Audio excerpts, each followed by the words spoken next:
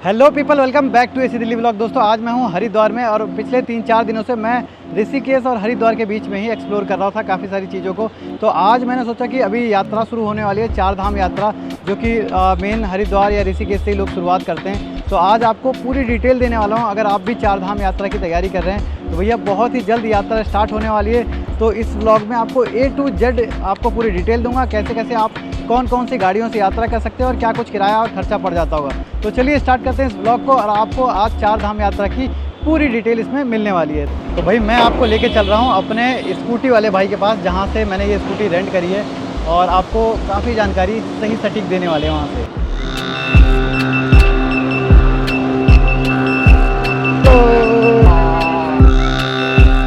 तो दोस्तों मैं अभी आ गया हूँ अपने अमन भैया के पास, और यहाँ से मैं हमेशा स्कूटी रेंट करता हूँ क्योंकि घूमने का मैं बहुत शौकीन हूँ। तो जब भी ऋषिकेश या हरिद्वार या पहाड़ों की तरफ जाना होता है ना मुझे, तो यही इन्हीं भैया से बाइक रेंट करता हूँ। और ये भी घूमने के शौकीन है, तो इसी वजह से इनसे मेरी अच्छी दोस्ती हो गई है। तो भैया कैसे हो आप? मैं अच्छा हूँ, आप कैसे हो अतुल भाई? एकदम बढ़िया हूँ भाई। और इन्हें मैंने आज पकड़ लिया है, कहीं जाने नहीं दिया, कि आज आप लोगों को सही जानकारी इनसे मिल पाएगी। बाकी मैं तो अपनी तरफ से दूंगा ही आपको।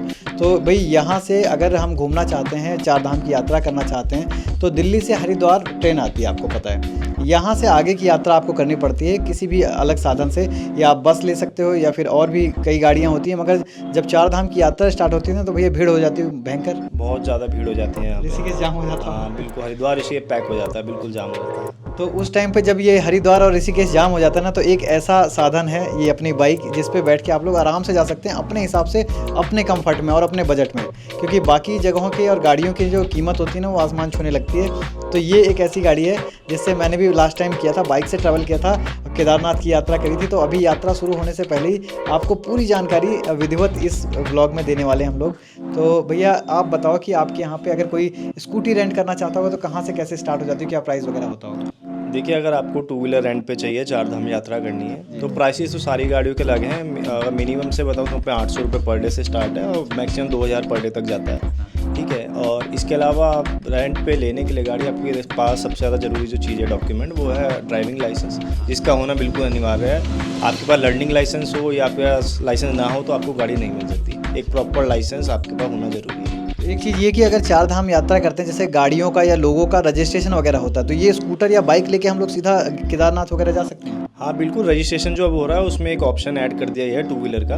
तो उसमें आप जैसे आप हमसे बाइक बुक कराते हैं तो हम आपको नंबर दे देंगे गाड़ी का, आप उस 2 व्हीलर के नंबर को डाल के अपनी यात्रा कर सकते हो। ये अच्छा है। तो अभी बाइक से भी प्रॉपर आप इनसे नंबर लेके एडवांस में ही वो नंबर फिलअप करके अपना रजिस्ट्रेशन वगैरह ले सकते हो। ये चीज़ अच्छी हो गई है, आसान हो गई है। और यहाँ जैसे कि अगर कोई लेके जा रहा है, कोई रास्ते में कोई दुर्घटना या फिर कोई गाड़ी ख़राब हो जाती है, तो उसके लिए क्या हो सकता है कि जैसे स्कूटर लेके जाते हैं? देखिए, हमारी जितनी भी गाड़ियाँ, पहली बात तो सारी वेल मेंटेन्ड है, आप पहले भी यूज़ कर चुके हो। उसके अलावा फिर भी क्योंकि गाड़ी है तो ख़राब हो ही सकती है। तो अभी भी जैसे मैं जा रहा था, आपने मुझे रोक लिया, तो हमारा ये टूर रहता है, यही रहता है, हम जाने से, यात्रा शुरू होने से पहले सब जितने हमारे मैकेनिक्स है रास्ते में, क्योंकि ये 1500 किलोमीटर की जर्नी होती है पूरी हरिद्वार से लेकर 4 धाम यात्रा की। तो रास्ते में जितने मैकेनिक्स हैं, हम उन सबसे हमारे कॉन्टैक्ट्स रहते हैं। एक बार इस बार मिल के आते हैं ताकि हमें यात्रा में कोई दिक्कत किसी गाड़ी में हो तो वहाँ पे अवेलेबल रहें हमारे कस्टमर्स के लिए। तो जैसे आपने कहा कि 1500 किलोमीटर की यात्रा है यहाँ से के 4 धाम की ना, पूरी टोटल चारों धाम करके आएंगे। तो हरिद्वार से आप स्टार्ट करेंगे, यमुनोत्री जाएंगे, फिर गंगोत्री, फिर केदारनाथ जी, फिर बद्रीनाथ जी और फिर रिटर्न हरिद्वार। ये टोटल जो जर्नी है 1500 किलोमीटर की जर्नी। और कितने दिन का होता है? लगभग 10 दिन लगते हैं अगर आपको 4 धाम करने हैं। 10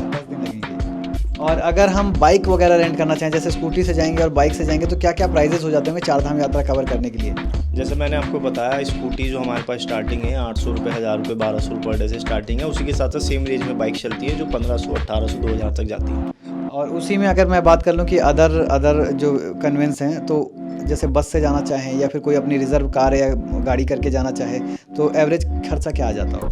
एवरेज खर्चा तो सबका अलग है। कोई कार से जाना चाहे, सबके अपने ऊपर डिपेंड करता है कौन किस फैसिलिटी के साथ जाना चाहता है या कौन किस गाड़ी के साथ जाना चाहता है। लेकिन उसमें बस यही रहता है, वो जाम में अटक जाती है, हमारी 2 व्हीलर जाम से निकल जाती है। ये बात सबसे मेन फ़ायदा है 2 व्हीलर्स का, कि ये जाम में नहीं अटकेंगी और कहीं पे भी आपको कोई दिक्कत होने वाली नहीं है। गाड़ियाँ वेल मेंटेन्ड भैया की हैं। मैं पिछले 3 सालों से भैया से जुड़ा हुआ हूँ और इनके साथ मैं रेगुलर जब भी आता हूँ हरिद्वार से इनकी बाइक या स्कूटर वगैरह रेंट करके निकल जाता हूँ। अभी लेटेस्ट में टिहरी होके आया था। अभी 4 दिनों से तो मैं यहाँ पे ऋषिकेश को एक्सप्लोर कर रहा हूँ। तो ये सब काफ़ी अच्छा है कि बाइक से रेंट करना मुझे बड़ा कन्वीनियंट भी लगता है। आपसे एक और चीज़ पूछना चाहता हूँ कि प्रॉपर प्रोसेस क्या होगा, जैसे कोई स्कूटी रेंट करना चाहता हो, बाइक रेंट करना चाहता हो, तो क्या प्रोसेस है? देखिए प्रोसेस बहुत सिंपल है। जैसे मैंने आपको बताया कि आपके पास लाइसेंस होना चाहिए। अगर आपके पास लाइसेंस है, आधार कार्ड है, तो आप गाड़ी कोई भी गाड़ी बुक कर सकते हैं। बुकिंग का सिंपल प्रोसेस ये रहता है कि इन दोनों डॉक्यूमेंट्स को वेरीफाई करने के बाद आपको जो भी गाड़ी चाहिए उसका जो भी किराया है वो आपको जितने दिन के लिए गाड़ी चाहिए उतने दिन का हमें हमारे पास जमा करना पड़ेगा। साथ में सिक्योरिटी डिपॉजिट जमा करना पड़ेगा। सिक्योरिटी डिपॉजिट हर गाड़ी का किसी का 2000 रहता है, किसी का 3000 रहता है। वो जब आप पूरा अपना टूर करके आ जाते हैं तो आपको रिफंड मिल जाता है। और बाइक के साथ मिलता क्या क्या होगा? बाइक के साथ हम आपको, जैसे आप रॉयल एनफील्ड लेते हैं तो इसमें हम आपको mobile holder, mobile charging facility, luggage carrier जैसे कि ये लगा हुआ है इस बाइक में, ठीक है, ट्यूबलेस टायर रहते हैं, बंजी रोप्स रहती हैं, साथ में हेलमेट्स रहते हैं। मतलब लगेज वगैरह बांध के बढ़िया निकल सकते हाँ, प्रॉपर तरीके से आप जाएंगे, आपको रास्ते में भी किसी चीज़ की दिक्कत नहीं होगी। हैं। और एक चीज़ और कि जैसे यहाँ से हम लोग निकल के केदारनाथ या बद्रीनाथ वगैरह जाते हैं तो वहाँ पे बाइक के लिए पार्किंग वगैरह अवेलेबल होती होगी? हाँ, हर जगह गवर्नमेंट पार्किंग है। जैसे सोनप्रयाग सुना होगा आपने, केदारनाथ में सोनप्रयाग की गवर्नमेंट पार्किंग है, सेम ऐसी बद्रीनाथ में भी पार्किंग है। अच्छा, यात्रा शुरू करने के लिए यहाँ से कहाँ तक बाइक पहुँच जाएगी, उसके आगे कितने किलोमीटर पैदल वगैरह चलना पड़ता होगा? देखिए जो पैदल चलना पड़ता है, जैसे आप यहाँ से यमुनोत्री स्टार्ट करेंगे सबसे पहले तो उसमें 5 किलोमीटर का ट्रैक है। उसके गंगोत्री में आपका कोई ट्रैक नहीं है, वो डायरेक्ट मंदिर तक बाइक्स हमारी जाती हैं। 4 व्हीलर नहीं आती लेकिन बाइक्स हमारी चली जाती हैं। केदारनाथ जी में सोनप्रयाग लास्ट है, वहाँ से आपका 22-24 किलोमीटर का जो ट्रैक है वो आपको पैदल ही करना पड़ता है, या आपका हेलीकॉप्टर या घोड़े से जाना चाहो वो यात्री के ऊपर डिपेंड करता है। बद्रीनाथ जी में डायरेक्ट मंदिर तक गाड़ी जाती है। तो जैसे अगर हम बाइक या स्कूटी कोई भी गाड़ी रेंट करते हैं तो यहाँ पे भी चलन होगा 2 हेलमेट लगाने का? हाँ, हर जगह ही वैसे 2 हेलमेट खुद की सेफ्टी के लिए लगाने चाहिए। और हम अपनी बाइकों के साथ 2 हेलमेट देते हैं। पहला हेलमेट जो रहता है आगे वाले राइडर के लिए रहता है, दूसरा पिलियन के रहता है। दोनों के लिए हम कोई चार्ज एक्स्ट्रा नहीं लेते हैं। तो भैया जैसे आपने कहा कि सिक्योरिटी डिपॉजिट की बात है, तो कई जगहों पे होता है, जैसे मैं गोवा गया, मैं कई जगहों पे गया, तो गोवा वगैरह में क्या होता है कि आप ले लो गाड़ी, लेके जाओ, घूम के आओ, तो आपकी सिक्योरिटी वापस नहीं करते वो लोग, बड़ा फ्रॉड होता है। देखो इसके लिए मैं आपको बहुत सिंपल सी चीज़ बता देता हूँ। आप 2-3 साल से आ रहे हो, कभी आपके साथ ऐसा हुआ? मेरे साथ तो नहीं हुआ। मेरे साथ क्या होगा, मैं तो ठीक है, मैं इतनी ज़्यादा जगह घूमता हूँ, आपके साथ अच्छी बॉन्डिंग है, बाकी लोगों के साथ बड़ा फ्रॉड होता है। वो एक्चुअली क्या रहता है, जैसे सपोज करो आपने सोच लिया कि अमन भैया की वीडियो देख ली, आपकी वीडियो देख ली और मेरे पास आना है।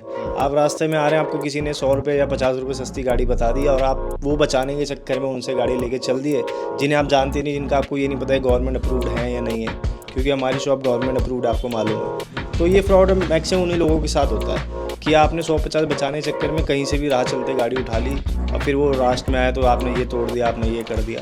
तो ये बेसिकली उन लोगों के साथ। और एक चीज़ की जैसे मैंने तो आपसे मंगा लिया था, जैसे हरिद्वार रेलवे स्टेशन पर मैं आया, भैया को मैंने कॉल किया, इन्होंने स्कूटी बाइक वगैरह भेज दी मेरे लिए। तो क्या अगर और भी कोई कॉल करता है तो उसके लिए भी हो जाता है? पिकअप एंड ड्रॉप तो सबके लिए है। आप रेलवे स्टेशन आए, बस स्टैंड आए या आसपास 1-1.5 किलोमीटर के एरिया में हम करा देते हैं। तो क्या सबसे सूटेबल गाड़ी होती है यहाँ यात्रा करने के लिए आपकी? देखो मैं पर्सनली सजेस्ट ये करता हूँ कि आप जो घर पे चला रहे हैं आप कोशिश करें वो बाइक लेके जाएं, क्योंकि उसमें आपका हाथ सेट होता है, ठीक है। अदरवाइज मैं सबसे ज़्यादा, आपने देखा होगा तो मेरे पे रॉयल एनफील्ड सबसे ज़्यादा है, तो मैं रॉयल एनफील्ड ही सबको सजेस्ट करता हूँ कि आप रॉयल एनफील्ड ले जाएं, अदरवाइज स्कूटी आप लेके जाएं।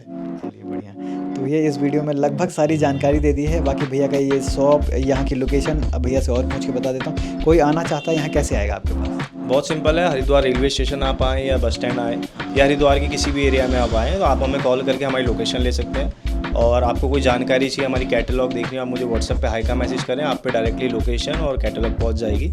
उसके अलावा आपको पिकअप एंड ड्रॉप के लिए चाहिए तो आप मुझे कॉल कर सकते हैं।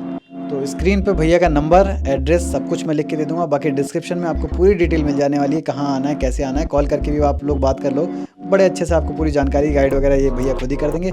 बाकी इनके नंबर में भी आपको एड्रेस वगैरह नीचे मिल जाता है, उसके अंदर ही मैंने स्क्रॉल करके चेक कर रखा है सब कुछ। और जो भी गाड़ी आपको लेनी हो, एडवांस बुकिंग वगैरह करवाते हैं, कुछ डिस्काउंट वगैरह मिलता है? डिस्काउंट अभी एक्चुअली क्या रहता है, मई जून में इतनी ज़्यादा भीड़ रहती है तो गाड़ी मिलना भी थोड़ा मुश्किल रहता है, लेकिन फिर भी कोई आपके थ्रू आएगा तो मैं कोशिश ज़रूर करूँगा। तो भाई आपको लगभग बहुत सही जानकारी मैंने शॉर्ट वीडियो में दे दी है। बाकी यात्रा भी आपको करवाने वाला हूँ, तो देखते रहिए इसी दिल्ली ब्लॉग। और इस वीडियो में भैया के मतलब स्कूटी वगैरह रेंट करना चाहते हो तो पूरा डिटेल मैंने दे ही दिया है। अपने दोस्तों, यार दोस्त जिसके भी साथ शेयर करना चाहते हो शेयर करो, क्योंकि हरिद्वार यहाँ आने के बाद किसी के साथ फ्रॉड ना हो, इसकी श्योरिटी मैं देता हूँ। भैया नहीं करेंगे क्यों भैया, नहीं होगा ना? बिल्कुल बिल्कुल 100% आपके साथ कोई फ्रॉड नहीं होने वाला। आओ और यहाँ से स्कूटी रेंट करो। ये देखो क्या है, स्कूटर सिटी। स्कूटर सिटी से आप लोग बाइक रेंट करो। चलिए देखते रहिए दिल्ली ब्लॉग, फिर मिलते हैं नए ब्लॉग में। Bye bye.